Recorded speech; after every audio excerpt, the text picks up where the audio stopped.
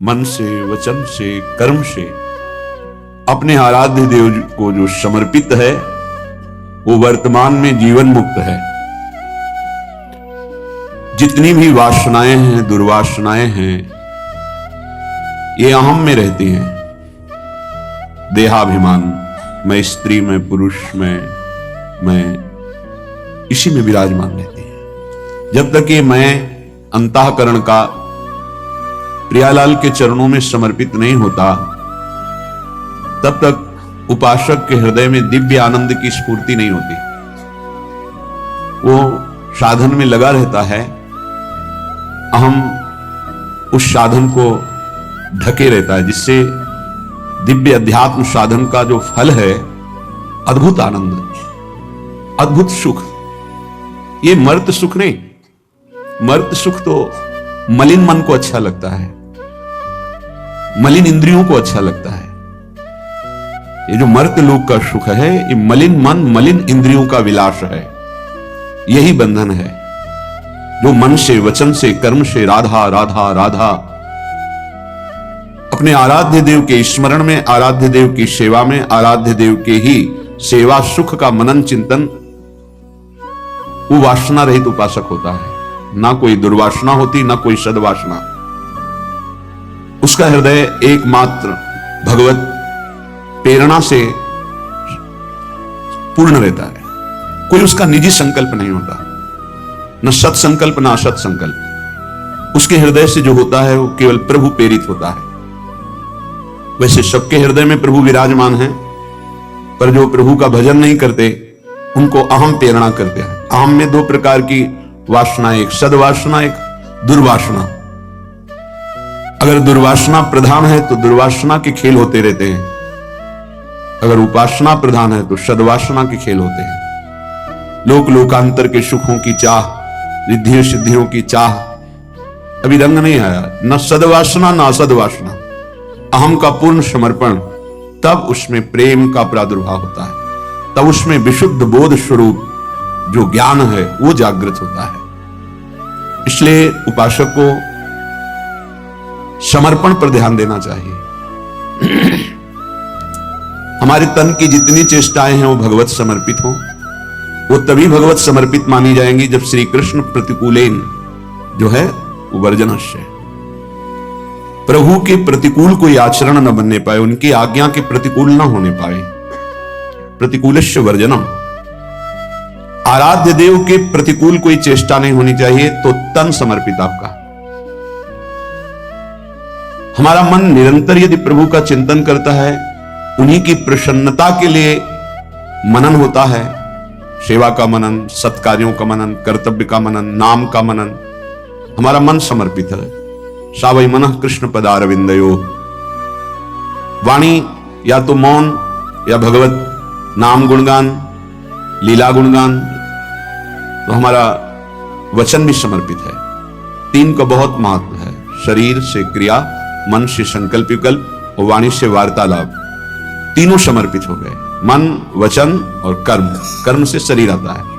तीनों समर्पित हो जाने पर अहम स्वयं समर्पित हो जाता है, या अहम समर्पित होने पर तीनों स्वयं समर्पित हो जाते हैं। अब वो उपासक किस कोटि का है? ज्यादा बहिर्मुख है तो बाहर से सुधार करना, अंतर्मुख है तो पहले अहम समर्पित हो गया तो तीनों समर्पित हो गए, बहिर्मुख है तो धीरे धीरे बाहर से समर्पण शुरू होता है, तब अहम समर्पित होता है। प्रायः बहिर्मुखता ही प्रधान साधक में होती है। कोई विवेकवान साधक जो अंतर्मुखता में स्थित है, पूर्व जन्म के भजन के फलस्वरूप, वो सीधे अहम को समर्पित करता है। ये तीनों समर्पण नहीं करने पड़ते, अपने आप हो जाता है। अहम समर्पित हुआ तो सर्वस्व समर्पित हो गया। पर यदि ऐसा नहीं है तो शरीर के कर्म समर्पित, मन का संकल्प समर्पित, और वाणी को बहुत सावधान, भगवत चर्चा, नाम कीर्तन, इसके अलावा मौन, तो मन, वचन, कर्म, मन, क्रम, वचन त्रिशुद्ध सकल। हम श्रीहित हरिवंश उपासी, हा हरि राधा व वृंदावन सा सहचरी। वृंदावन में विराजमान सहचरियों के मध्य में श्यामा श्याम के हम मन से, वचन से, कर्म से त्रिशुद्ध, अर्थात किसी भी तरह की कोई वासना, दुर्वासना का कोई संग नहीं, असंग होकर के प्रिया प्रीतम के चरणारविंद की अनन्य प्रेम लक्षणा भक्ति, यही पूर्णता है। इसी में रस आने लगता है, इसी में एक अंतर में दिव्य चिदानंद भाव की प्राप्ति होती है। वो स्वयं की अनुभूति का विषय है। वाणी तो बहुत बाहरी बातें केवल बता सकती है, क्योंकि वाणी के नेत्र नहीं है, इसलिए जो देखा जा रहा है वो वाणी नहीं बता सकती, और नेत्रों के वाणी नहीं है, इसलिए जो देख रहा है नेत्र, उसमें बोलने की क्षमता नहीं, इसलिए वो, अगर कहीं नेत्र में वाणी होती तो शायद वो कुछ बता पाते, वाणी में नेत्र होते तो शायद कुछ, लेकिन दोनों अलग हैं। जिसने देखा उसमें बोलने की शक्ति नहीं, जो बोल रहा है उसमें देखने की शक्ति नहीं। इसका तात्पर्य उपासक से नहीं है, नेत्रेंद्रिय और वाक इंद्रिय से है। जैसे लोग कहते हैं जो बोला वो देखा नहीं, जो देखा वो बोला नहीं, ये उपासक की स्थिति नहीं, ये इंद्रियों की स्थिति है। नेत्रेंद्रिय ने देखा तो उसमें वाक इंद्रिय नहीं, वो बोल नहीं सकती। वाक इंद्रिय बोल रही है, उसमें नेत्रेंद्रिय नहीं है, वो देख नहीं सकती। इसलिए जो अनुभव गम्य विषय वो वाणी से बोला ही नहीं जा सकता। जब उपासक मन वचन कर्म से आराध्य देव को समर्पित होता है तो उसमें चिदानंदता आती है। अभी तो विषयानंद की बाढ़ है, तो चिदानंद का कहीं परिचय ही नहीं है। जब मन वचन कर्म से त्रिशुद्ध होकर आराध्य देव में समर्पित होता है तब चिदानंद भाव आता है। ये नाम रूप लीला धाम चारों चिदानंद में हैं। अपने लोगों को कृपा सिंधु लाडली लाल की अहेतुकी कृपा से धाम का सानिध्य बहुत जोर का मिल गया, और नाम का सानिध्य। धाम और नाम ये बहुत महिमा में है।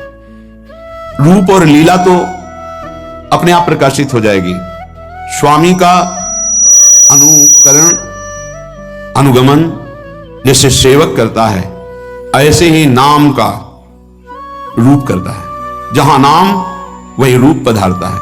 जैसे नाम रस की जो जो भावना प्रकट करता है वैसे रूप प्रकाशित हो जाता है, वैसे ही लीला प्रकाशित हो जाती है। धाम की अद्भुत महिमा जिसमें नाम रूप लीला तीनों विराजमान हैं। धाम की आसक्ति, धाम की प्रियता अद्भुत अद्भुत है। श्रीपाद प्रबोधानंद जी महाराज कह रहे, एक बात से केवल बच जाओ, वैष्णव अपराध से। कई बार चर्चा हुई इस श्लोक में, बस एक बात से कह रहे हैं, राधा माधव पाद पंकज रजहा प्रेमोन्मादे तत्प्रिय क्रीड़ा कानन वासिषु स्थिर चर प्राणिष्वपि द्रोहिषु प्रद्वेषं परमापराध महो त्यक्वैतरैरप्यधैर् युक्तोऽप्यामरणान्त लब्धवस्थितिर् वृंदावने स्यात्कृति। आहा, ये अहो आहा, ये शब्द आश्चर्य में है। कह रहे कि राधा माधव पाद पंकज रजा प्रेमोन्मादे तत्प्रिय।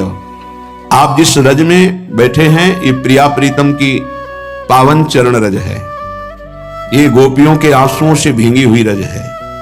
ये प्रेमियों के आनंद अश्रु विरह अश्रुओं से भींगी हुई रज है। लाखों असंख्यों प्रेमी हो गए हैं ऐसे अद्भुत अद्भुत, जिनकी जैसी वृत्ति प्रकट होती वैसे प्रिया प्रीतम लीला करते। ऐसे समर्थ महापुरुषों की चरण रज में, प्रिया प्रीतम की चरण रज में, ऐसे परम पावन आंसुओं से भींगी हुई भूमि में आप बैठे हुए हैं, आप आए हुए हैं। जो वृंदावन धाम आए हैं, प्रियाजू की कृपा से आए हैं। यानी राधा माधव पाद पंकज रजा प्रेमोन्मादे तत्प्रिय। केवल वास कर रहे हो, अब आगे का कार्य वृंदावन करेगा। रसकों का संग देगा, रसमयी रस रीति उपासना मिलेगी, आपको प्रेमोन्माद तक धाम पहुंचा देगा। पर तत्प्रिय क्रीड़ा कानन वासिषु, जो प्रिया प्रीतम की इस रास विलास भूमि में वास कर रहे हैं वो बहुत प्रियजन हैं। स्थिर चर प्राणिस्वपि द्रोहिषु, चाहे वो चल हो या अचल हो, बस इनके अपराध से बच जाओ। प्रद्वेषम परमापराध महो त्यक्वेतरैरप्यधैर्।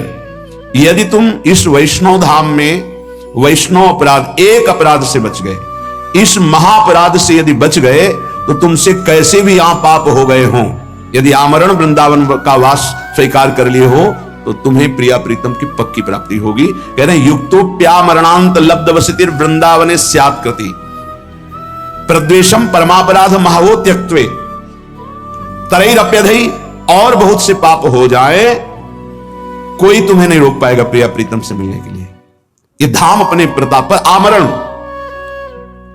यही सदगुरुदेव भगवान ने बताया। जब प्रारंभ में काशी से आए हुए महाराज जी से जब जुड़े तो एक भय लगा, क्योंकि पुरियों की महिमा, धाम की महिमा। महाराज जी यहां तो रज की वंदना की जाती है, जो रज शिव शनकादि की याचत सो रज शीश चढ़ाऊं। अब इस रज में लघु शंका का त्याग करते हैं, मल का त्याग करते हैं, क्योंकि यहीं रहते हैं। और शरीर के द्वारा कोई ना कोई त्रुटि भी हो सकती है, जो आप पाप कहा जा सकता है धाम में। तो कैसे उसका मोचन होता है? क्योंकि हमने सुना है कि अन्यत्र कहीं पाप बन जाए तो तीर्थ अवगाहन से, गंगा यमुना आदि के अवगाहन से पाप नष्ट हो जाते हैं। अगर गंगा यमुना तीर्थों में पाप बन जाए तो संगम तीर्थराज प्रयाग, वो तीर्थराज है, वहां अवगाहन करने से पाप नष्ट हो जाते हैं। यदि तीर्थराज प्रयाग में पाप बन जाए तो पुरियों में से द्वारिका है, काशी है, अवधपुरी है, ऐसे सप्तपुरी आदि है। अगर वहां अपराध बन जाए तो ब्रज 84 कोश महामहिम। अगर कहीं ब्रज 84 कोश में आपसे कोई पाप बन जाए तो मुकुट मणि, ब्रज मुकुट है और वृंदावन मुकुट मणि है, वृंदावन की रजका से। गिरिराज जी के परिकर के ब्रजवासी जन अभी वर्षों के लग आए थे, तो उन्होंने कहा बाबा गिरिराज जी में रहूं, पर जब वृंदावन आऊं तो कुछ विशेष ऐसा क्यों लगे? उनका लाडली लाल नौ किशोर की राजधानी वृंदावन है। जय जय वृंदावन राजधानी, जहां विराजत मोहन राजा श्री राधा श्री रानी, जय जय वृंदावन राजधानी। शे सदा सनातन इक रस जोरी, महिमा निगम न जानी। ये सनातन जोरी है, ये अवतार जोरी नहीं है कि अवतार लिया और अंतर ध्यान, ये सनातन जोरी है। श्रीधाम वृंदावन में यदि पाप बन जाए तो कैसे उससे मुक्त हुआ जा सकता है? क्योंकि शरीर है, कभी कोई त्रुटि हो जाए, कोई पाप बन जाए। तो सदगुरुदेव भगवान के वचन, उसी से हिम्मत बन गई। अखंड वृंदावन वास का जो सौभाग्य मिला वो इसी से, नहीं तो एक डर लग रहा था ऐसे महामहिम धाम का अपराध बन गया तो वो बढ़ता चला जाता है। कैसे? तो गुरुदेव भगवान ने कहा यदि आजीवन वृंदावन वास का नियम ले ले और उससे कोई अपराध बन जाता है तो धाम उसको मानता ही नहीं। बस एक अपराध से बच जाए, वैष्णव अपराध। ये सदगुरुदेव के वचन, श्रीपाद प्रबोधानंद जी महाराज। राधा माधव पाद पंकज रजा प्रेमोन्मादित। आप वृंदावन की रज में बैठे हैं, रज का सेवन कर रहे हैं, वास कर रहे हैं, आपको प्रेमोन्माद तक पहुंचा देगा। कैसे? रसिकों का संग कराएगा, रस रीति की उपासना मिलेगी, प्रिया प्रीतम को आकर्षित करके आपकी तरफ दृष्टि ये धाम करवाएगा। पर तत्प्रियो क्रीड़ा कानन वासिसु, प्रिया प्रीतम के प्रिय केली कुंज में, ये संपूर्ण वृंदावन प्रिया प्रीतम का केली कुंज है। कहीं रास केली, कहीं विलास केली, विविध केलियों से युक्त कुंज निकुंजों में हमारे प्रिया प्रीतम विहरण करते हैं, विहार करते हैं। इसमें जो वास करने वाले हैं, प्राणिस्वपि द्रोहिषु प्रद्वेषम परमापराध महाहो। यदि वृंदावन के अखंड वासी का आप अपराध कर दिए तो महापराधो महाहो। फिर प्रेमोन्माद की बात तो जाने दो, पीछे श्लोक में सुना था कि राधा माधव फिर उस पर कृपा दृष्टि नहीं करते। बोले अगर ये त्याग दिए तुम कि वैष्णव अपराध नहीं होगा। पीछे श्लोक में सुने थे, उसको व्याख्या करने में डर लग रहा था कि अनाधिकारी जीव कहीं दोष बुद्धि न कर ले, इसलिए उसे गुप्त कर दिया था। एक पंक्ति की केवल बात, वृंदावन का वासी उगता हुआ बाल सूर्य है, उगता हुआ, अभी उगा नहीं है। तुम उसके लिए दीवांध रहो। दीवांध कहते हैं उल्लू को। उल्लू क्या? दिन में उसको दिखाई नहीं देता। दीवांध रहो अर्थात उसमें यदि कोई दोष दिखाई दे रहा है, आंख हटा लो। अब वो दोष रहेगा नहीं, क्योंकि राधा माधव की राजधानी में रह रहा है, उनकी कृपा दृष्टि पड़ेगी, वो प्रेम से पूर्ण हो जाएगा। पर आप यदि दोष दर्शन करेंगे तो आपका हृदय अपराध से युक्त होने के कारण फिर धाम में टिकना मुश्किल हो जाएगा, परमार्थ में टिकना मुश्किल हो जाएगा, भजन मार्ग छूट जाएगा। अगर एक अपराध से बचा लो अपने आप को, प्राणिष्वपि द्रोहिषु प्रद्वेषम परमापराध महावो त्यक्तई, तो फिर कह रहे हैं अतरैरप्यधे, और कोई पाप बन जाए तो युक्तोप्या मरणांत लब्ध वसति वृंदावन स्यात् कृति, वृंदावन उसे महान सुकृति बना देता है, उसके कोई पाप नहीं मानता। इसी की टीका जो संस्कृत में की तो ध्रुवदास जी कहते हैं, वृंदावन ही प्रभाव सुनु अपनो ही गुण देत, जैसे बालक मलिन को मातु गोद भर ले।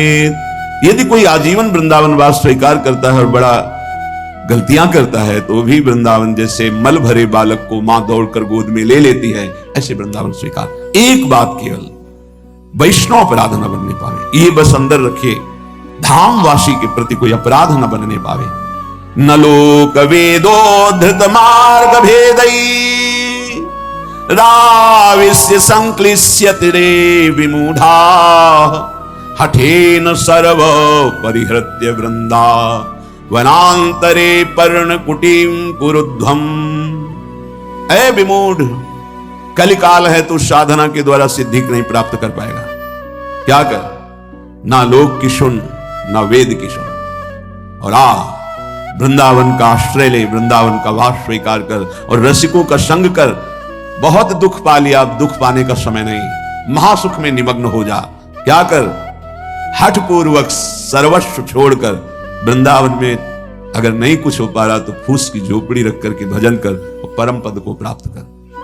कह रे हठेन सर्व परिहृत्य वृंदावनांतरे पर्णकुटीम कुरुध्वम।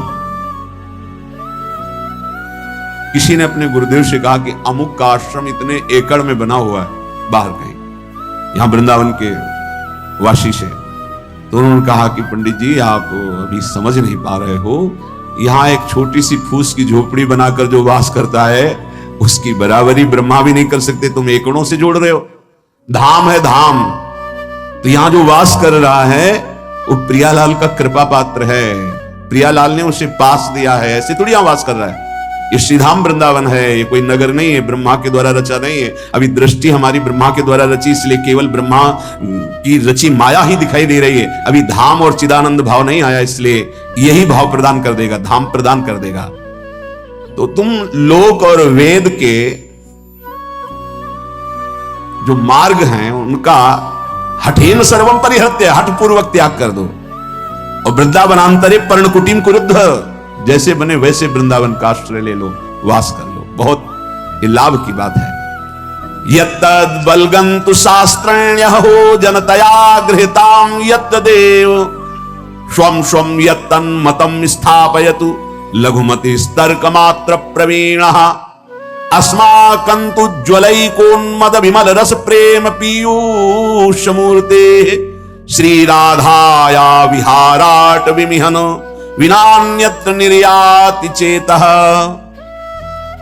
अगर तुम बहुत शास्त्र पढ़ोगे तो बहुत से मार्गों का वर्णन शास्त्रों में किया गया है, किन किन मार्गों में चलोगे। इसलिए मेरी बात मान लो, ये शास्त्र समुदाय को प्रणाम करो। जिन लोगों की इच्छा है कि हम बहुत काल तक जीवित रहकर साधना से सिद्धि प्राप्त करेंगे, उनको ग्रहण करने दो।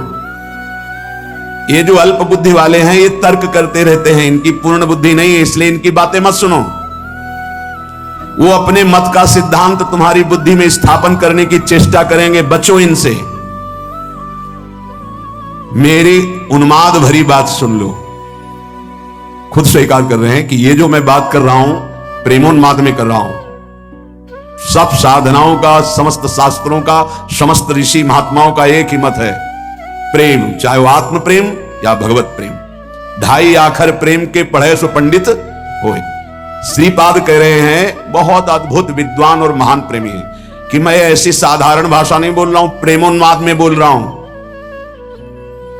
अस्माकंतु ज्वलैकोन्मद विमल रस, अत्यंत उज्जवल प्रेम रस जो उन्माद प्रकट करने वाला है, उसमें स्थित होकर बोल रहा हूं कि तुम शास्त्र समुदाय जिन साधनों की व्यवस्था करते हैं प्रणाम करो, समय नहीं है। लोगों की जिनकी बहुत भटकने की इच्छा है उनको भटकने दो। ये जो तर्क करते हैं, क्या है वृंदावन में, बोले अल्पज्ञ हैं, इनकी बात मत सुनो। वो अपने मत का सिद्धांत तुम्हारे दिमाग में बैठा लेंगे, तुम्हें नहीं सुनना है। मेरी उन्मद विमल रसमय प्रेम पीयूष वाणी को सुनो, अमृतमयी श्री राधा माधव यहां विराजमान है। देख रहे हैं श्रीपाद, ये वृंदावन धाम परम करुणामय है। इसी जन्म में मंगल हो जाएगा, इसी जन्म में भगवत प्राप्ति हो जाएगी। आश्रय ले लो वृंदावन का, और राधा राधा राधा रसमयी श्री स्वामिनी जी के चरणों की आश्रय वृत्ति रस में डुबो ही देगी, मान लो। कल बहुत अच्छा लगा, एक संत भगवान पधारे,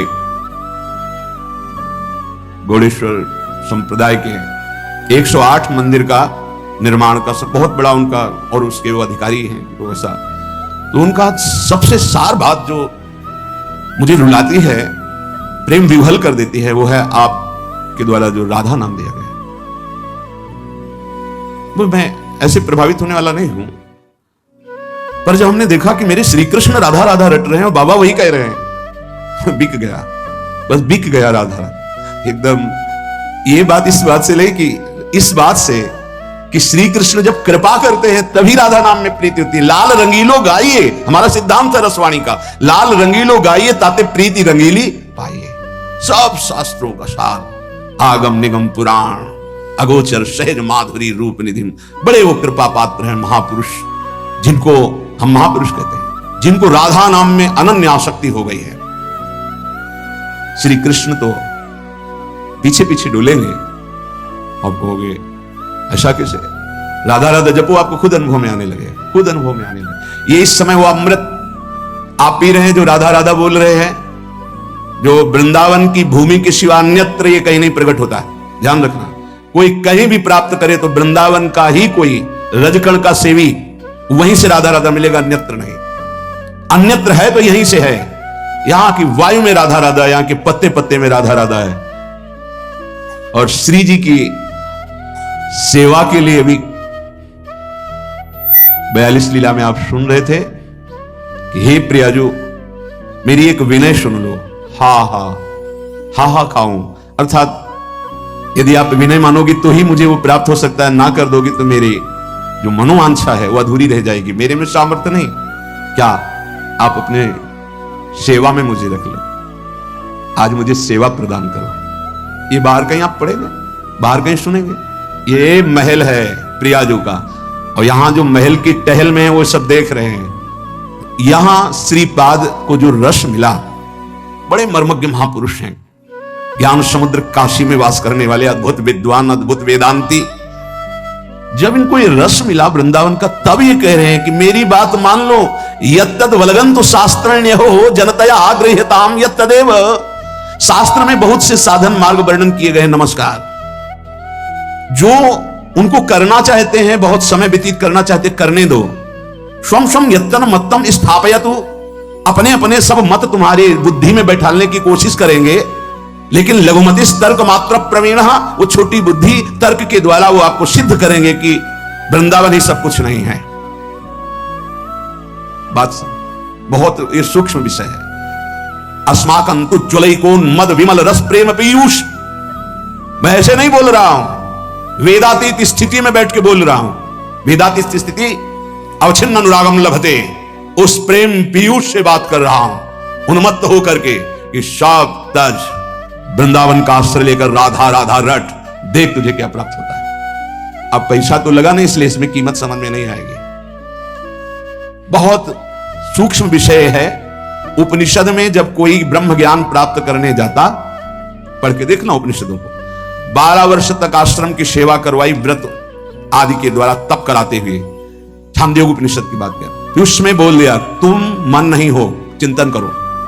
12 वर्ष के तप के बाद एक शब्द ब्रह्म ऋषि बोला कि तुम मन नहीं हो, फिर 12 वर्ष तुम प्राण नहीं हो। अपने आप अनुभव हो गया मैं कौन हूं, वो बताना नहीं पड़ा। नहीं नहीं नहीं तो जो है वो, अब यहां 5 मिनट में वो रस की बात सुनने को मिली जो अत्यंत गूढ़ है। तो आपको लग रहा है ऐसी तो रोज बातें होती रहती, प्रवचन की इस कान से सुना निकाल दिया। बहुत कठिन करके मिले, बहुत कष्ट से मिले तो उसका मात होता है। प्राणी की ऐसी कुछ सोच है, सहज में तो उसको विश्वास नहीं होता कि ऐसा कैसे हो जाएगा, ऐसा कैसे हो सकता है। कीमत लगा के मिले, कष्ट सह के मिले, तब उसको लगता है पता है ऐसे थोड़ी बात सुनने को मिलती, इतने लाख देना पड़ा, इतने दिन, अरे बोले सालों नंबर लगाने के बाद तब तो उसको लगता है कीमती है। और सहज में ऐसे गली चलते मिल जाए अमूल्य बात तो उसको समझ में नहीं आती। श्रीपाद कह रहे हैं मैं प्रेम में उन्मत्त होकर बोल रहा हूं कि आपको भी प्रेम में उन्मत्त कर देगा। श्री राधा विहार वन वृंदावन का आश्रय या वास दोनों में बराबरी है। यदि ठीक से आश्रय हो गया तो वास का ही फल मिलता है। और राधा राधा राधा, अब ये छोड़कर कहीं भी अन्य आश्रय मत लो। ना समय है, ना इतना ज्ञान है, ना इतनी सामर्थ्य है। राधा राधा पुकारो, अलवेली सरकार करुणामयी स्वामिनी, जिनके अधीन पर ब्रह्म परमात्मा तत्व है। चाहे मोक्ष चाहना, चाहे परम पद प्रेम जो चाहना, सब पूर्ण हो जाएगा। पूज्यपाद श्री उड़िया बाबा जी महाराज, भक्त को या भगवान जानते हैं या भक्त जिसे अपना परिचय करा देता है वो जानता है, दूसरा नहीं जान सकता। बाहरी किसी भी चेष्टा से आप अनुमान केवल अपनी बुद्धि के बल के अनुसार लगा सकते हैं, स्थिति को नहीं जान सकते हैं। केवल विद्वान भक्त को जान जाए असंभव, बहुत शास्त्रों का पढ़ा हुआ है तो भक्त को जान जाए। भगवान जानते हैं या भक्त जना दे जिसको, जैसे भगवान के लिए ऐसो ही जाने जही देहु जनाई, जानत तुम्हें तुम्हें हो जाई। संसारी पुरुषों को हटाने में 1 मिनट लगता है, भक्तों को 1 मिनट, अपने आप हट जाएंगे सर। कबीरदास जी महाराज काशी में विराजमान थे, लाखों की भीड़ जुटने लगी। जब उनका अद्भुत अद्भुत चमत्कार प्रकाशित हुआ तो लाखों की भीड़ जुटने, पर चमत्कार तभी प्रकाशित होता है जब चिदानंद में चित्तवृत्ति जुड़ती है और संतों के प्रति भगवत भाव होता है। अपने कर कमल से कबीरदास जी बुन करके जो वस्त्र वो बाजार में बेचते, मूल से पुनः खरीदते और जो मुनाफा होता उससे संत सेवा करते थे। एक दिन पूरा थान लेकर के गए तो एक संत भगवान की मंडली थी, तो संत भगवान जो मुखिया थे आए और कहा पूरा वस्त्र दे दो, सबके लिए लंगोटी और अचला का काम करेगा। दे दिया। अब जब मूल ही नहीं मिला तो मुनाफा की क्या बात, तो घर में ना तो सेवा के लिए कुछ, तो जाके एकांत बैठ गए। अब क्या करें, घर जाते जब मूल मिलता तो उससे धागा खरीदते, जो मुनाफा मिलता उससे संत सेवा घर का कार्य चलता। एकांत बैठ गए और भगवान नाम जपने लगे। भगवान ने देखा कि कई संत समय से आ गए, जहां बहुत श्रद्धा से सेवा होती है वहां संत भगवानों की कृपा होती रहती है। भगवान तत्काल गाड़ियों में ये आटा, चीनी, घी, ये कई गाड़ी सब सामग्री भर करके पहुंचे। कबीरदास जी की माता जी थी, उनसे कहा कि आज वो आ नहीं पाएंगे, किसी कार्य में हैं, ये सब सामग्री भेजी, आज बड़ा मुनाफा हुआ है। बहुत बड़े धनी को उन्होंने वस्त्र बेचा है, जबकि एक मूल भी नहीं मिला था, कुछ संत को दे दिया था। तो संत के स्वामी कौन है? हरि। तो बहुत बड़े धनी से सौदा हो गया ना। और कहा जब तक वो आए ना तब तक यहाँ के काशी के जितने भी विद्वान ब्राह्मण संत महात्मा सबके यहाँ सीधा तो एक कोतवाल होते हैं सूचना देने वाले संतों में, पूरी काशी में कि कबीरदास जी घी, चीनी ये और 2-2 मोहरे स्वर्ण की भेंट में। जहां कबीरदास जी एक झाड़ी में छुपे भजन कर रहे थे, वहां से कई लोग निकले, बोले धन्य है कबीर जी को। कितना सामग्री उत्साह पूर्वक बांट रहे थे। अरे भाई बोले हम तो सोचा था सामग्री मिलेगी, लेकिन 2-2 स्वर्ण मोहरे मिली। कबीरदास जी ने कहा हम तो यहाँ छुपे बैठे हैं, कुछ था ही नहीं, ये कैसे? जब वहां पहुंचे तो वहां लाइन में सब बट रहा था। मां बड़ी प्रसन्न थी, बच्चा आज तुमने सौदा किस धरी से किया, बहुत माला माल कर दी। वो मुस्कुराए और चुप, बड़ा यश फैल रहा था।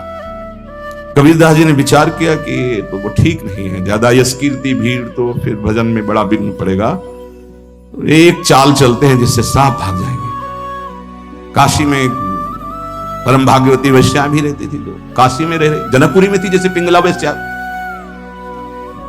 उनके पास जो ही गए तो खड़ी हो गई दंडवत करके, महाराज आपका दर्शन तो यहां उचित नहीं है, कोई देख भी लेगा तो अश्रद्धा कर लेगा, हम लोग ऐसी नीच मानी जाती है समाज में आप।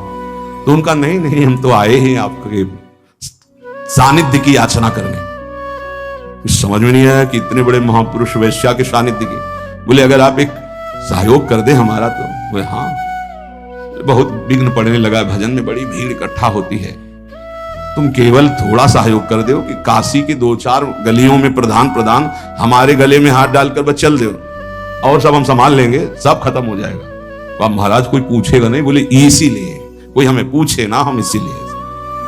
तो महाराज हम तो निर्लज ही है, जहां चाहो चाहे दे, और आपके साथ हमें और कोई। गंगा जल भरा, थोड़ा उसमें रंग मिलाया, बीच बीच में गंगा जल का घूंट। और राजा तक काशी नरेश ने जब सूचना सुनी, शिष्य थे, ऐसा कैसे कर सकते हैं गुरुदेव, ऐसा कैसे कर सकते हैं, लाखों की श्रद्धा का नाश हो गया, ऐसा कैसे कर सकते हैं। कोई दंडवत प्रणाम कुछ, जो भागवत जन थे वो कहते कि भाई कुछ भी हो है इनकी लीला, हमारी दृष्टि में तो जैसे कल थे वैसे ही आज है, पर प्रायः बहुतायत में अरे अब राजा को अश्रद्धा हो गई, नहीं ऐसा नहीं हो सकता, ऐसा नहीं कर सकते। बड़ा मतलब मन खिन्न था। पहुंचे वहां कबीरदास, उतर के साष्टांग दंडवत करता था, कोई दंडवत नहीं। गुणमानी संसार, तभी तो वह कह रहे उड़िया बाबा की भक्त को केवल भगवान जानते या जना दे तो जानते। थोड़ी देर खड़े रहे, कमंडर से जल लिया, बोले शांत शांत शांत। रुका, महाराज ये क्या लीला है, अब क्या जमाना चाहते हो, हमने तो देख लिया ना आपको। बोले तुमने देखा ही नहीं, इस समय सेवा जगन्नाथ जी की सेवा में थे, उनके वस्त्र में आग लग गई तो उसी को बुझा रहा था। उस समय घोड़े दौड़ा करके अपने गुप्तचरों को भेजा, पता लगाया, बोले हाँ महाराज कबीरदास जी पास ही थे यहाँ, तो उन्होंने तत्काल बुझा दिया, नहीं तो शरीर शायद भस्म हो जाता। बोले वो तो हमारे पास थे वहां। बोले वो सिद्ध पुरुष है, भगवत प्राप्त महापुरुष है, आए साष्टांग दंडवत की। बोले गलती हो गई हम आपको पे। बोले आपको इसलिए मैंने अपना परिचय दिया है कि अगर राजा धर्म भ्रष्ट हो जाएगा तो ठीक नहीं है, ये तो बावरी प्रजा है। भक्त को केवल श्री भगवान जानते हैं, या भक्त जिसे परिचय करा दे तो जानते, अन्यथा जानना बड़ा मुश्किल है। भक्त परिपक्व अवस्था को वही प्राप्त होता है जो आराध्य देव, उनका भजन और गुरु चरणारविंद की पराधीनता, तीन बातें जो स्वीकार करता है वही परिपक्व सिद्धावस्था को प्राप्त हो जाता है। ध्यान दीजिए, आराध्य देव प्रिया प्रीतम, उनका निरंतर भजन और गुरु चरणारविंद की पराधीनता, उनके आदेश के अनुसार जीवन, वो सिद्ध पुरुष हो जाता है। धीरे धीरे वृत्ति उसकी परिपक्व हो जाती है। उपासक को चाहिए मर भले चाहे जाए, लेकिन कभी किसी के आगे हाथ ना फैलावे। जिसको भगवत प्राप्ति करनी, भिक्षान्न के सिवा। भिक्षा के लिए लिखा, भूख लगेगो मांग खाऊंगो, गिनो न सांझ सवेरो, ब्रजवासिन के भूख टूक और घर घर छाछ महेरो, ऐसो कब करी हो मन मेरो। इसके लिए तो आदेश है कि आप 5 घरों से जाकर अपने उदर का पोषण करने के लिए अन्न, अगर वो पैसा देता है तो उस समय नहीं लेना चाहिए। जैसे हम भिक्षा मांगने गए और किसी ने 50 रुपए निकाले, बाबा रोटी तो ना है, 50 रुपए कुछ खा ले, नहीं हम रुपया लेने नहीं आए, रोटी हो तो दो, नहीं आदेश हम चल दिए। भक्त वही परिपक्व अवस्था को प्राप्त होता है जो कभी ऐसे नहीं करता, अर्थ नहीं मांगता। भक्त की शोभा उसकी भक्ति है, ना कि धन वैभव कीर्ति, ये उसकी शोभा नहीं। ये तो जो जानते ही नहीं कि भक्ति किसे कहते, परमार्थ किसे कहते ना, आप आश्चर्य मानोगे। उनके पास खुद पता नहीं कि मेरे पास कितना पैसा है, कितना पैसा है, ऐश्वर्य है, ये भक्ति का परिचय होता है क्या? भक्त की शोभा भगवत प्रियता से है। ये लौकिक कीर्ति, लौकिक निर्माण, लौकिक संपत्ति से भक्ति की महिमा नहीं।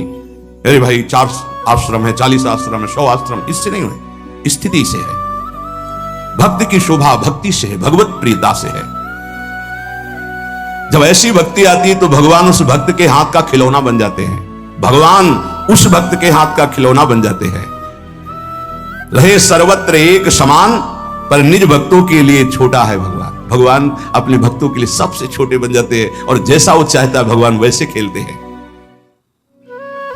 भक्त 3 प्रकार के होते हैं, एक होते सकाम, एक होते निष्काम और एक होते प्रेमी।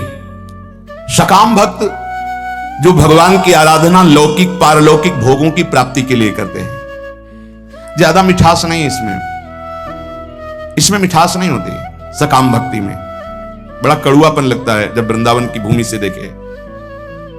अपने बेटे को जब भोजन पवाते हो तब क्या कामना होती है तुम्हारे अंदर, बेटा पाले और स्वस्थ रहे। लेकिन जब भगवान को भोग लगाने के पहले ही सोचते हो कि हे बिहारी जो अगर ये काम मेरा बन गया तो तुम्हें भोग लगा देंगे।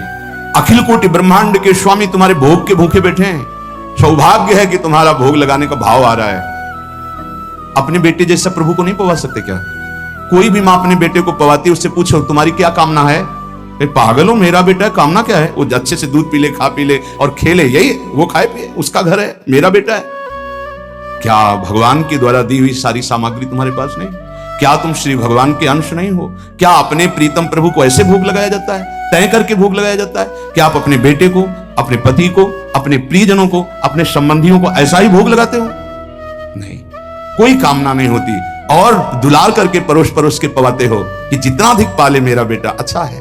तो मेरे प्रभु, तो सकामता में मिठास नहीं होती, एक लेन देन का व्यापार होता है, उसको प्रभु से कोई प्रियता नहीं होती, इसलिए खास कोई बात नहीं हुई।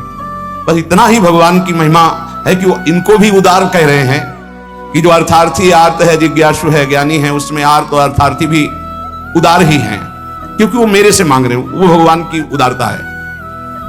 वो क्या, इसमें कोई स्वाद नहीं लगता, छरछराहट सी लगती है अंदर। आपको फूल बंगला बनवा देंगे, आप हमारा ये काम कर दो। अरे जिनके एक संकल्प से अनंत ब्रह्मांडों की सुगंध और पुष्प वाटिकाएं ऐसे देववन हैं कि आप लुभायमान हो जाएं, बेहोश हो जाएं, ऐसी सौरभ है वहां। कल्पतरु, मंदार, पारिजात आदि विविध वृक्षों से परिपूर्ण देववन, ऐसी ऐसी दिव्य वाटिकाएं, कैलाश की शोभा पढ़ो, वैकुंठ की भगवान का कितना बड़ा वैभव है। उनको तुम 2-4 लाख के बाहरी फूल मंगा के बिना सुगंध वाले नीले पीले रंग दिखाई देते, सौरभ थोड़ी, भगवान उससे प्रसन्न नहीं होते। सही मानो, आज तक जो शास्त्रों में स्वाध्याय हुआ और संतों की कृपा से भगवान सिर्फ अपनेपन से प्रसन्न होते हैं, अपनापन। और वो अपनापन सकामी पुरुष दे नहीं सकते, बीच में पर्दा रहता है, भगवान और हम और भगवान आप हमारा ये काम कर दो, हम आपके लिए मंदिर बनवा देंगे। हाँ, ऊसर में बैठे हैं तो मंदिर नहीं बनवाओगे तो अभी, अरे भाई अनंत ब्रह्मांडों का सृजन केवल एक पलक झपकने में हो गया जिनके, भ्रकुटी विलास सृष्टि लय हुई। कैसा अपने बेटे के लिए घर कैसे बनवाते हो? इसमें बहु बेटा रहेगा, इसमें हम रहेंगे, इसमें बड़ा रहेगा, इसमें छोटा रहेगा। मंदिर भी हम ऐसे बनवाते हैं, भोग भी हम अपने बेटे जैसा लगाते हैं। अपनापन नहीं तो भगवान न भोग पाते हैं ना मंदिर में बैठते हैं, ध्यान रखना। अपनापन सारा खेल भाव का है। लाला बाबू की जब श्याम सुंदर चंद्रमा ठाकुर जी विराजमान हुए तो मंत्रों के द्वारा प्राण प्रतिष्ठा हुई। लाला बाबू नजदीक गए और भाव में भरकर जी प्रभु को हृदय से लगाया। बोले, आ गए प्रभु। बोले, प्रमाण दीजिए। माखन जो भोग लगाने के लिए लाया गया था ऐसे माथे पे रख दिया। जब तक शरीर में गर्मी नहीं होगी तो माखन कैसे, पूरा माखन पिघल करके बह गया। बोले, प्रभु आ चुके। भाव, प्रभु कहां थे? भाव, जहां भाव किया, भाव मेरे प्राणनाथ, मेरे जीवन धन। सकाम भाव में बहुत कड़वाहट है, वृंदावन की भूमि से देखने पर बहुत कड़वाहट है, वो कोई खास बात नहीं है। अरे भगवान के आंसू निकल आए महाराज। जब करदम जी ने 10,000 वर्ष तक तपस्या की और श्री भगवान प्रकट हुए, भगवान ने कहा, मैं तुम्हारी तपस्या से बहुत प्रभावित हूं, वरम ब्रूहि, वरदान मांगो। उनका पत्नी चाहिए, तो आंसू निकल पड़े कि मेरी प्राप्ति, मेरे दर्शन का फल है। उसी से बिंदु सरोवर बना, भागवत में वर्णन है। तब अपनी तरफ से करुणा वरुणालय प्रभु ने कहा कि मैं तुम्हारा पुत्र होकर आऊंगा। और कपिल भगवान के रूप में आए और उपदेश करके परम कल्याण किया करदम जी का। सकाम भक्त जो लौकिक पारलौकिक विषयों की मांग पे मांग प्रभु से करते रहते हैं और भगवान की भक्ति भी करते हैं। वो भक्ति करते ही इसीलिए हैं कि ये करूंगा तो ये मिल जाएगा, ऐसा करूंगा तो ये मिल जाएगा। दूसरे हैं निष्काम भक्त, ये मीठे हैं। निष्काम भक्त, इसमें मिठास है, क्योंकि ये केवल दो के लिए ही साधना करते हैं, या तो ज्ञान प्राप्त होकर मोक्ष की प्राप्ति हो जाए या भगवत प्राप्ति हो जाए। दो ही होते हैं निष्काम में। ये निष्कामता की मांग 2 प्रकार की, इसमें भी मांग है, मैं मुक्त हो जाऊं या भगवान को प्राप्त हो जाऊं, सारिष्ट सामीप्य सारूप्य आदि मोक्ष। लेकिन तीसरे जो भक्त हैं ये मीठे ही नहीं हैं, ये रस भरे हैं, जिनको प्रेम लक्षणा भक्ति कहते हैं। ये सारिष्ट सामीप्य सायुज्य एकत्व आदि कैवल्य पद आदि भी दीयमानम न ग्रहणन्ति बिना मत सेवनम जनाः, ये सब मोक्ष पदवी देने पर भी स्वीकार नहीं करते, आपके सिवा मुझे नहीं चाहिए। इनका जो स्वरूप है सदा सर्वदा प्रेमोन्मत्त रहते हैं। सकाम भक्त मिठास नहीं, निष्काम भक्त मिठास युक्त, क्योंकि मोक्ष पदवी अखंडानंद, भगवत प्राप्ति परमानंद। लेकिन इनसे भी बढ़कर के जो दीयमानम न ग्रहणन्ति बिना मत सेवनम जना, वो प्रेमी भक्त, वो रसोन्मत्त रहते हैं। प्रेमी भक्त वो प्रेम रस सीधाम वृंदावन प्रदान करता है, गुरुदेव प्रदान करते हैं, प्रेमी महाभागवत जन प्रदान करते हैं। वो किसी भगवान से किसी भी तरह की कोई चाह नहीं, न मोक्ष की न भगवत प्राप्ति की, कि हमारा कल्याण हो जाए, मंगल हो जाए, अब आप हमें नहीं। बस जेहि विधि प्रभु प्रसन्न मन होई, करुणा सागर कीजे सोई। जिस तरह आपका मन प्रसन्न हो, आपको लगे कि दर्शन देना है तो आ जाना, आपको न लगे मत आना।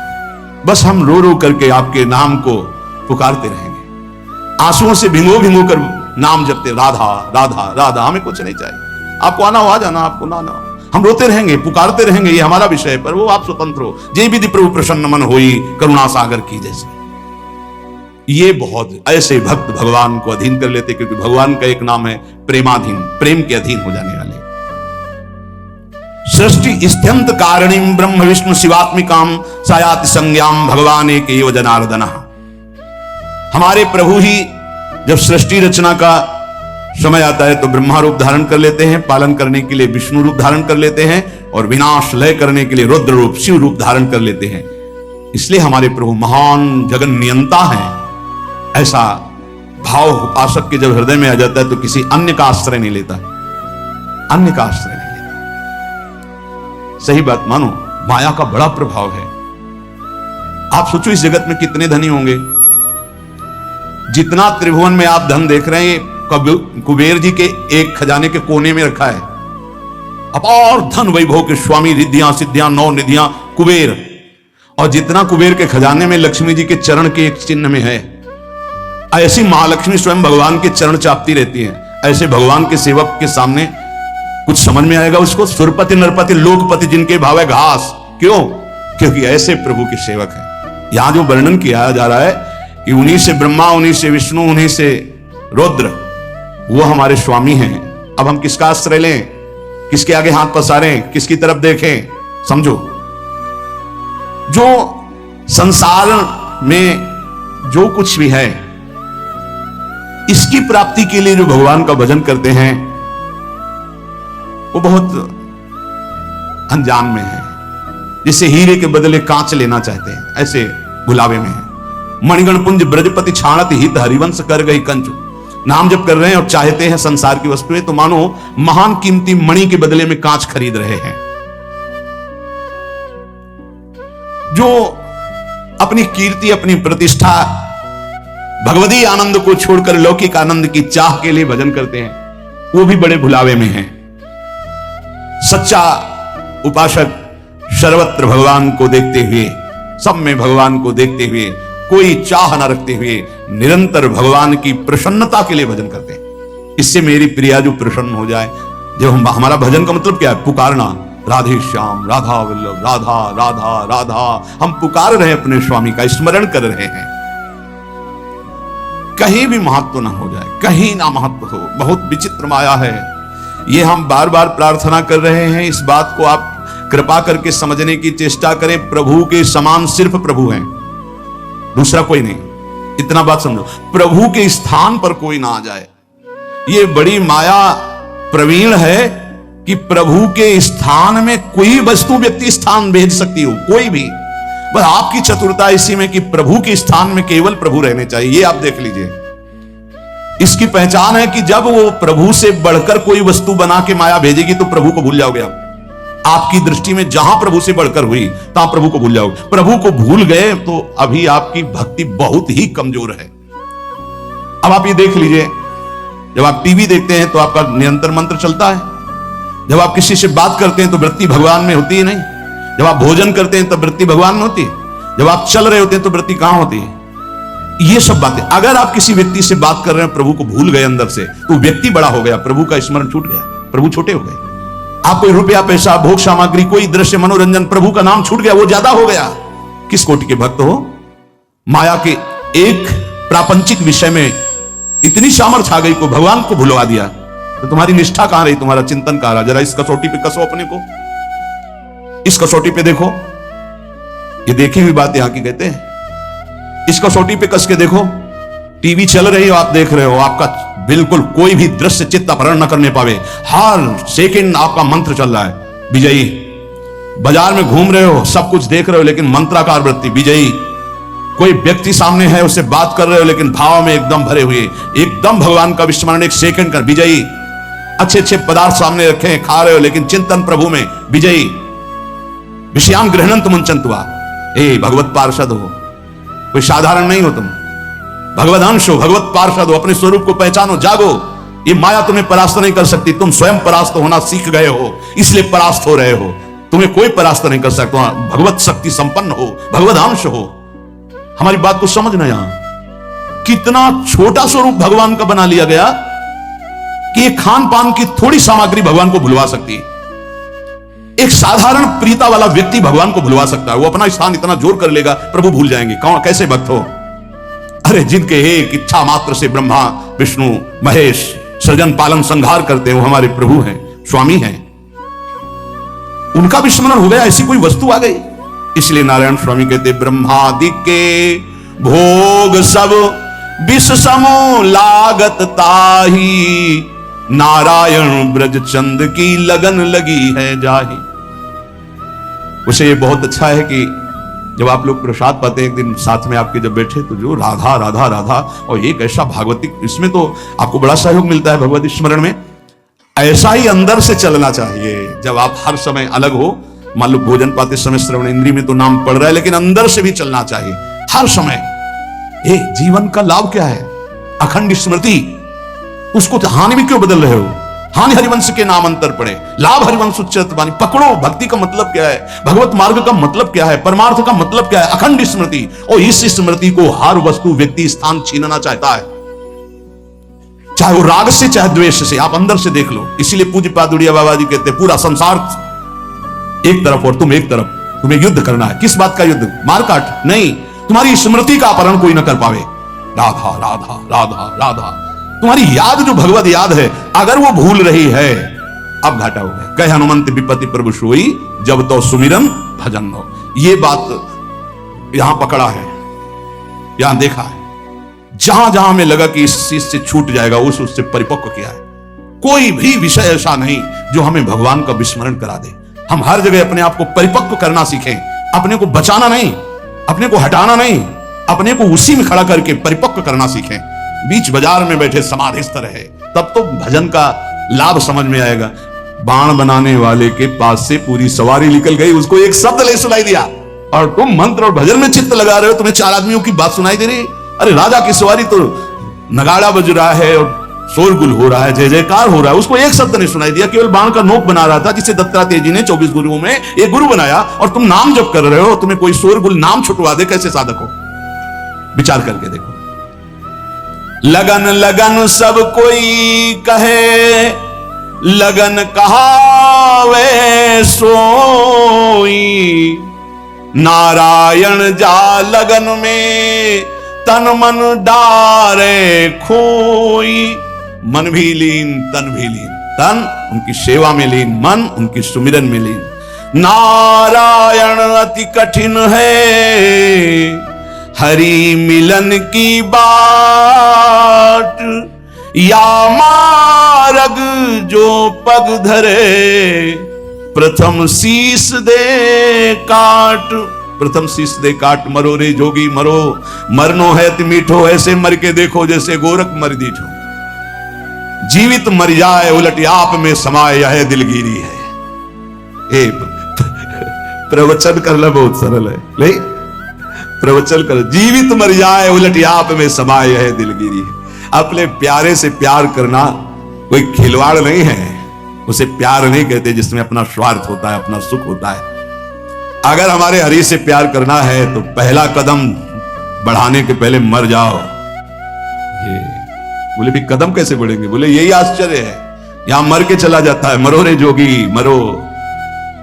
जिसने हर वेग को सह लिया, जैसे मरे हुए पुरुष में कोई कामना नहीं होती, ऐसे मरा हुआ मन निष्काम होता है, कोई कामना नहीं होती। नारायण अति कठिन है हरि मिलन की बात, जैसे मरे हुए का किसी से संबंध नहीं होता, ऐसे किसी से संबंध, कोई कामना।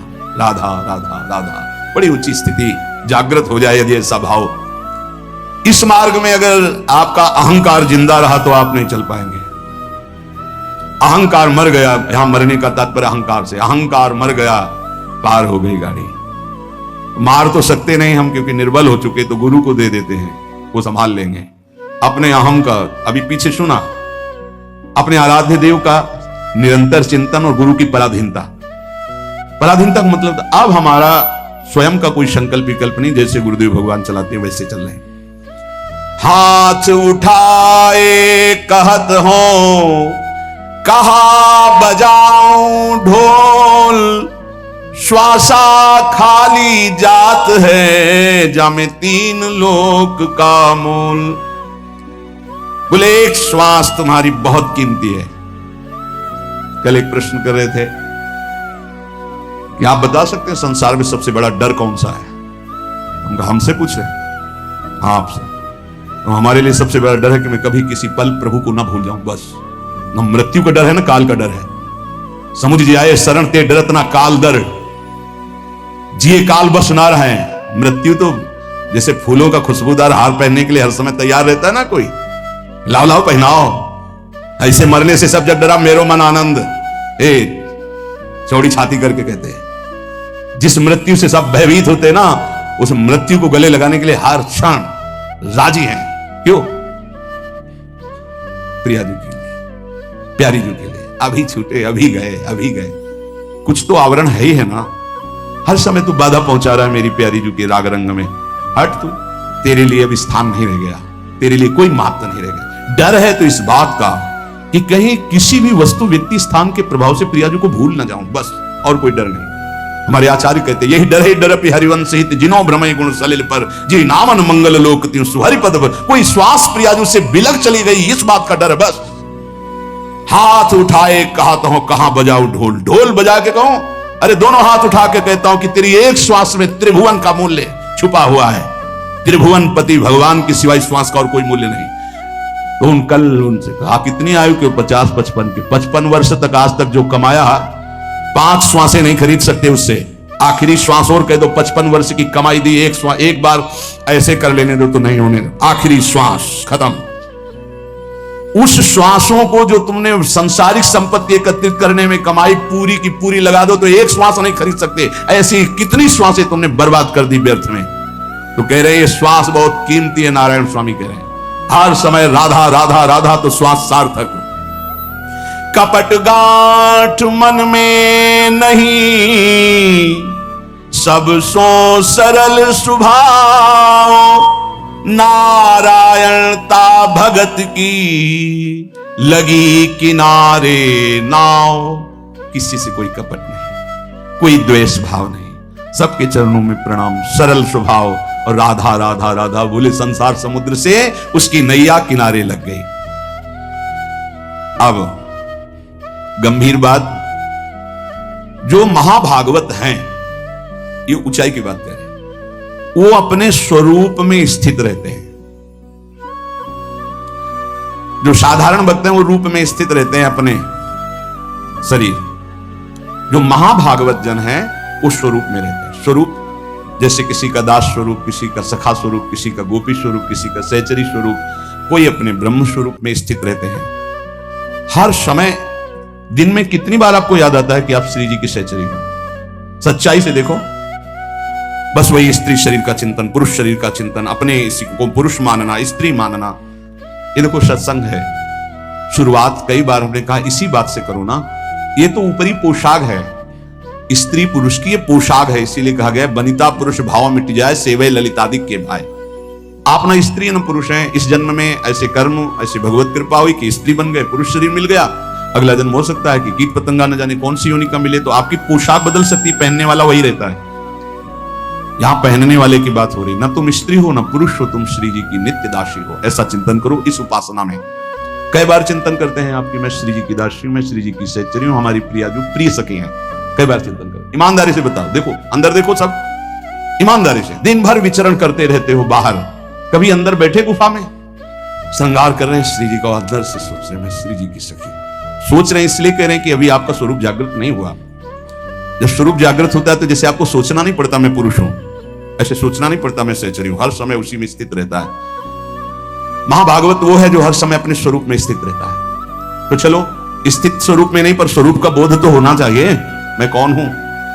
मैं स्थूल नहीं हूं, सूक्ष्म नहीं हूं, कारण नहीं हूं, मैं श्री जी की सहचरी हूं, प्रिया जो हमारी प्रिय सखी है। दूसरा, अपने इष्ट के स्वरूप का बोध, मेरे प्रिया प्रीतम, मेरे श्यामा श्याम, इसके सिवा अन्य कहीं कोई आश्रय, अन्य कोई सपोर्ट, अन्य कोई बल, कोई आशा बिल्कुल नहीं। ये महाभागवतों के लक्षण है, साधारण भक्ति की बात नहीं कह रहे। पहला है अपने स्वरूप का बोध, मैं प्रिया जी की प्रिय सखी। दूसरा है अपने आराध्य देव के स्वरूप का बोध, रसो या परमानंद एक ही द्विधा सदा, श्री राधा कृष्ण रूपाभ्याम तस्मै तस्मै नमो नमः। एक ही पर ब्रह्म रस तत्व दो रूपों में खेल रहा है, प्रिया और प्रीतम के रूप में। हमारे आराध्य देव प्रिया प्रीतम, इसके सिवा कहीं कोई हमारा आश्रय नहीं, बल नहीं, आशा नहीं, और सही पूछो तो श्रद्धा नहीं। सही पूछो तो श्रद्धा नहीं, अंदर की बात। क्यों जानते नहीं वो सर्वत्र व्याप्त आराध्य देव है, इनको जानते हो मानते भी हैं, पर अंदर की जो बात है, जैसे परिक्रमा मार्ग में बैठे सब जा रहे हैं तो सब पे श्रद्धा है क्या, लेकिन पहचान के बोले राधे राधे, हुई ना, इसे कहते हैं अपनापन। बस ये मान लो पूरा संसार हमारे लिए कैसा, परिक्रमा मार्ग में बैठे खूब भीड़ जा रही है, भगत है दर्शन, लेकिन उसमें कोई जब अपना प्रियजन का राधे श्याम, ऐसे पूरे त्रिभुवन में भक्त भगवान जगत जड़ चैतन्य सब में वही दृष्टि है जैसे परिक्रमा मार्ग में सब पे दृष्टि। धन्य है प्रभु इतने रूपों में आप, लेकिन प्रिया प्रीतम ये पहचान, बस और कहीं पहचान नहीं। ये है अपने इष्ट के स्वरूप का बोध। तीसरा, जो स्वरूप बोध और इष्ट बोध के साधन मिले हैं गुरुदेव से, उसमें परमाशक्ति, कोई मिलावट अन्य की नहीं होनी चाहिए। हम सत्संग सुन रहे हैं, सत्संग में सर्वव्यापी शब्दों का प्रयोग होता है, कोई भी लाभ ले सकता है। अपने को इतना चतुर रहना है कि अपने को क्या चाहिए इसमें जो बोला जा रहा है, अपने मार्गों को क्या चाहिए। तो हमारे गुरुदेव के साधन से जो मिलती हुई बात है वो हम पकड़ेंगे और नमस्कार सुनेंगे, आनंदित होंगे, पकड़ेंगे नहीं, पकड़ेंगे वो जो हमारे गुरुदेव के मुख से निकले हुए साधन में जो सहयोगी है। ये प्रवीणता साधक में होनी चाहिए। नहीं तो आप कहोगे कल ये कह रहे थे आप और आज ये कह रहे हो, तो कल का सिद्धांत और चल रहा था, आज का सिद्धांत और चल रहा, दोनों सिद्धांतों के शब्दों का एक दूसरे से विरोध होगा, ये समझना, ये प्रवीणता होनी चाहिए। जो गुरुदेव ने स्वरूप बोध और इष्ट बोध के लिए साधन दिया है उसी पे रति होनी चाहिए। ये बड़ा प्रवीण साधक पकड़ेगा, नहीं तो नहीं पकड़ पाएगा। कौन सा ऐसा कार्य है जो हमारी प्यारी जी के चरण चिन्हों से ना बन जाए? अभी कैसे समझोगे, कैसे समझोगे? फिर ये तुम्हें कहना पड़ता है। अभी राधा प्रताप को देखा कहां है आपने? राधा चरण प्रताप को कहां देखा है? अरे नरक जाते हुए जीव को नवनिवृत्त निकुंज में स्थापित कर दे, जिनकी करुणा कोर मात्र। अभी राधा कृपा को कहां देखा? क्या चाहिए तुम्हें, क्या समझना है? अनंत कोटि ब्रह्मांडों के स्वामी श्री कृष्ण चंद्रजू से ही सब शक्तियां हैं, सब वैभव है। अरे वही राम है, वही श्याम है। अभी समझ में नहीं आया क्या? हनुमान जी चरण किसके सहलाते रहते हैं? जिनके चरणों को सहलाते रहते हैं वही श्याम सुंदर है। हम यहां बंसी पकड़े वहां सारंग हैं, वही तो हैं। और वो जिनके चरण वैसे सहलाते हैं वो प्रिया जी। कैसे धीरे से बोलना पड़ेगा इसलिए कि सब नहीं समझते हो। श्यामा जो के चरणन की बलिहारी जे है बसत, इसीलिए इष्ट बोध होना चाहिए। धनी धनी राधिका के चरण, सखा बोल रहे हैं प्रभु के नित्य सखा। धनी धनी राधिका के चरण, सुभग शीतल अति सुकोमल कमल के से बरन, धनी धनी राधिका के चरण। नख चंद्र चारु अनूप राजित विविध शोभात, कुणित नूपुर कुंज विहरत परम कौतुक कर। नंद सुत मन मोदकारी विरह सागर तरन, दास परमानंद छिन छिन श्याम जिनकी शरण, धनी धनी राधिका के चरण। समझ में नहीं आ रहा? अभी तुम्हें लग रहा है सपोर्ट के लिए कुछ चाहिए? अरे जिनके चरण हनुमान जी सहलाते, उनके चरण चापत चरण मोहन लाल, कुंवरी राधे पलंग पौड़ी सुंदरी नौबाल। कैसे इष्ट बोध, ये जो पूज्य बाबा ने कहा स्वरूप बोध, स्वरूप बोध में ठसक रहेगी। हम श्री श्यामाजू के बल अभिमानी टेढ़े रहे मोहन रसिया से, समझ में आया?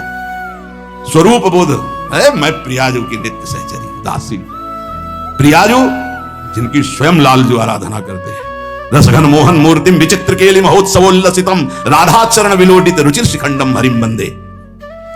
तो उपासक को अपने उपास्य देव की उपासना जो गुरु प्रदत्त है उसी से संबंधित बातें सुननी चाहिए, अन्यथा कान बंद रखना चाहिए, नहीं तो फिर वो दोष जो वो आ जाता है। अमुक पाठ कर लें, अमुक स्तोत्र कर लें, अमुक रक्षा कवच कर लें, इन पर विश्वास है, 4 कण रज के लेके पूरे शरीर में लगा लिया वृंदावन की, इससे बड़ा कोई रक्षा कवच नहीं है। अरे इसी रज को ऐसे ऐसे करके भगवान की रक्षा कवच में भगवान का नाम उच्चारण किया जा रहा है। भागवत में पढ़ के देख लो, ये वो रज है जो भगवान स्वयं अपने मस्तक पर धारण करते हैं। नहीं समझ में आया? अनुप्रजाम में हम नित्यम पुए अत्यंग रेणु भी, और कुछ न समझ में आवे तो कह रहे भक्त चरण रज लेने के लिए पीछे पीछे डोलता हूं। तो ये तो मां भागवतों की प्रेममयी आंसुओं से भींगी हुई भूमि है, और स्वयं प्रिया चरण रज जान के लुठत रसिक सिरमौर। इसलिए अपने भजन रस सिद्धांत को समझे, और जब गुरु प्रदत्त ही होना चाहिए। ये मां भागवतों की बात कर रहे हैं, ऐसा नहीं कि कहीं पढ़ लिया आपने कि ये इतने महीने जपने में ये सिद्धि आ जाएगी, भूल मत करना।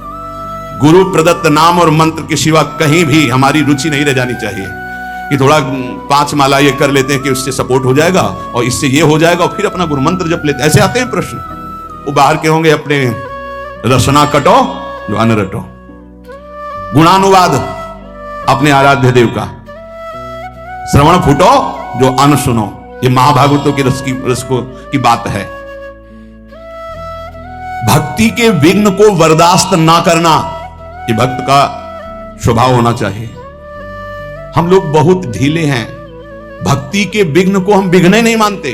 कितनी देर से भजन छूटा है तुम्हारा? कितनी देर से तुम प्रभु से विमुख हो उस वस्तु व्यक्ति स्थान के प्रलोभन में? बड़ा विचित्र है। बहुत सावधान, बहुत सावधान। माया की चकाचौंध भुलवा देती है, हरि को चकाचौंध भुलवा देती है। संसार का आकर्षण इतना बड़ा है, यही तो बड़ा विचित्र।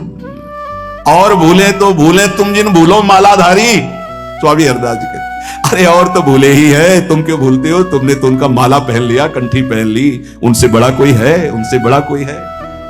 अपने स्वामी से बड़ा कोई नहीं। चर्चा किसकी हम करेंगे? गुणानुवाद किसका करेंगे? अपने प्रभु का। बता रहे हैं विश्व ब्रह्मांड में जितना धन है कुबेर के कोने में, कुबेर के पास जितना खजाना है लक्ष्मी जी के एक चरण चिन्ह के कोने में है। वो लक्ष्मी जी जिनके चरण सहलाती रहती हैं वो हरि हैं, वो हरि जिनके चरणों में महावर रखते हैं हमारी प्रिया जो है। इसके आगे बोलो, पूर्णता प्रेम की, क्योंकि प्रिया जो कौन है? पूर्ण प्रेम, शांद्रानंद घन प्रेम मूर्ति किशोरी। अब हम चर्चा किसकी करेंगे? नीचे करेंगे किसी की? अरे सुरपति नरपति लोकपति जिनके भावे घास।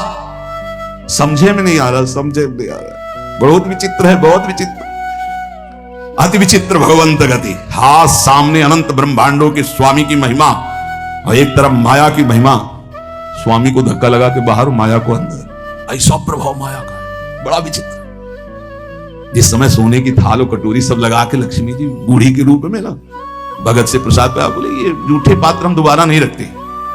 अरे मैया तो रुक, अब यहाँ नारायण बैठे थे, बोले जहाँ ये रहते हैं ना साधु बाबा सन्यासी जन, हम वहां टिकते नहीं ज्यादा दिन, तो इसलिए बोले स्वामी जी झोला उठाओ आप अपना चलो। बोले नहीं बेटा, हमारी तो इच्छा थी आज रात्रि ना माता जी रहेंगी। पिताजी को भगा दिया। जो पिताजी गए माता जी अंतर्ध्यान हो गई, क्योंकि नारायण की भी लौट टिक नहीं सकती। ये खेल है, समझ लो। अच्छे अच्छे नारायण को छोड़ दें, ऐसा है माया का प्रभाव। भक्त भक्ति के विघ्न को बर्दाश्त ना करे, चाहे कोई वस्तु हो, व्यक्ति हो, स्थान, कुछ भी हो।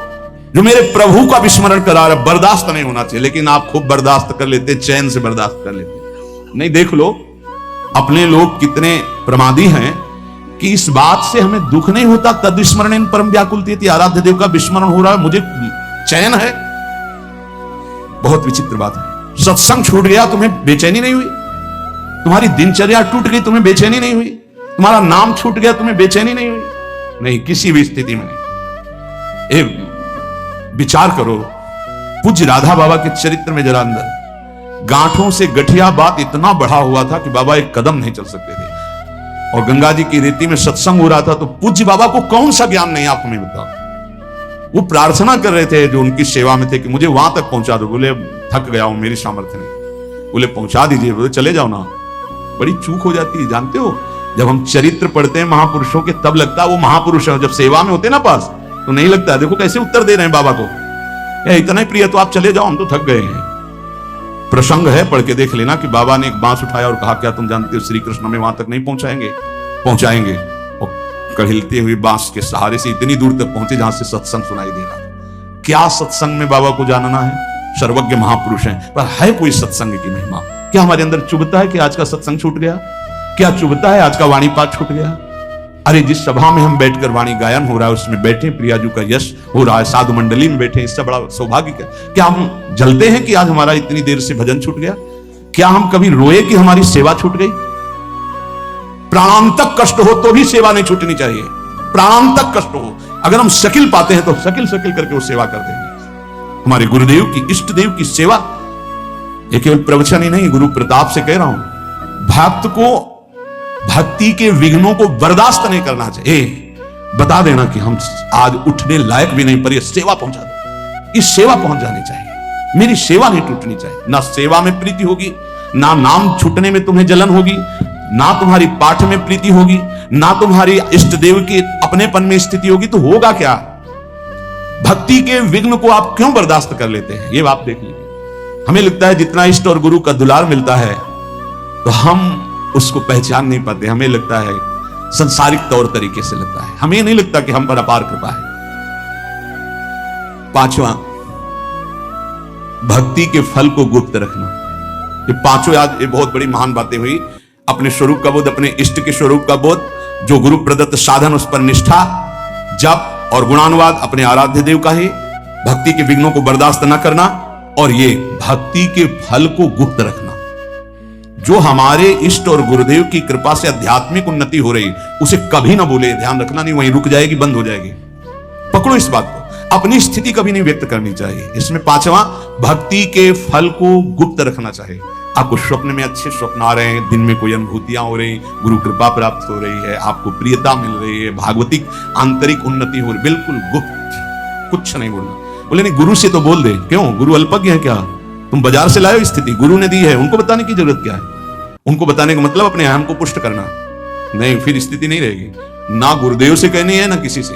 गुरुदेव से क्यों नहीं? उन्होंने ही दिया भाई, उनसे क्या कहना है? उन्हीं की तो प्रदत्त वस्तु है, गुप्त शांत। एक दृष्टि में सब कुछ पता चल जाता है गुरुदेव को कि आप कहां हो, आपकी स्थिति क्या है, आपको बताने की जरूरत नहीं। ये पांचवी बात बहुत समझी जाए, अपने भक्ति के फल को कभी प्रकाशित न। अब आपकी कृपा से निरंतर मंत्र चल रहा है, बंद हो जाएगा? कहीं भी बोल दो बंद हो जाएगा, देख लेना। बहुत इससे हमें लगता है आपका निरंतर भजन होता है, कहां आपकी कृपा से जो कुछ हो जाता है, आप देख लो जैसा निरंतर, तो कहां तो झूठ भी नहीं होगा, क्योंकि कभी तो हम गाढ़ निद्रा में सोते होंगे, तो मुझे तो पता नहीं उस समय चलता है कि नहीं चलता, आप जानो। कभी भी अपने भक्ति के आंतरिक वैभव को प्रकाशित न करें। पहला है, अपने स्वरूप का निरंतर चिंतन रखो कि हम प्रियाजू की प्रियसखी हैं। दूसरा, अपने आराध्य देव के स्वरूप का कि महामहिम इन्हीं के सब कुछ अधीन है, हमें किसी और के सपोर्ट की जरूरत नहीं है, और की आराधना की जरूरत नहीं। तीसरा, जो गुरु प्रदत्त साधन है उसी में हमारी रुचि होनी चाहिए, उसी नाम में, उसी मंत्र में, और उन्हीं के गुणानुवाद में। और चौथा, भक्ति के विघ्नों को बिल्कुल बर्दाश्त न करे, जो हमारे प्रभु का विस्मरण करा दे उससे बचने की कोशिश करें। पांचवा, भक्ति के फल को गुप्त रखे, भक्ति के अनुभव को गुप्त रखे। शेष चर्चा आगे। श्री राधा वल्लभ लाल की।